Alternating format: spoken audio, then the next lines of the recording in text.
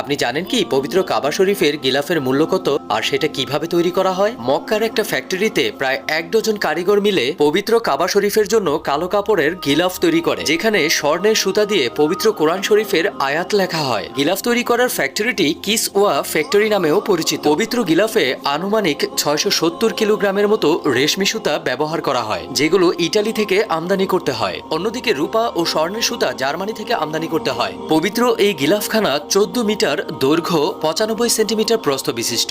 41 খণ্ড বস্ত্রখণ্ড একসাথে জোড়া দিয়ে তারপর এই গিলাফটি তৈরি করা হয়। 15 কেজি স্বর্ণের সুতা এখানে ব্যবহার করা হয়, যা তৈরিতে 17 মিলিয়ন সৌদি রিয়াল ব্যয় হয়। প্রতি বছর জিলহজ মাসের 10 তারিখে পবিত্র কাবা শরীফের পুরানো গিলাফ পরিবর্তন করে নতুন গিলাফ পরানো হয়, আর পুরানো গিলাফটাকে টুকরো টুকরো করে কেটে বিশেষ বিশেষ ব্যক্তিদের মাঝে বিলিয়ে দেওয়া হয়। মহান আল্লাহ তাআলা আমাদের পবিত্র কাবা শরীফের গিলাফের একটা টুকরো হাতে পাওয়ার তৌফিক দান করুন, আমিন।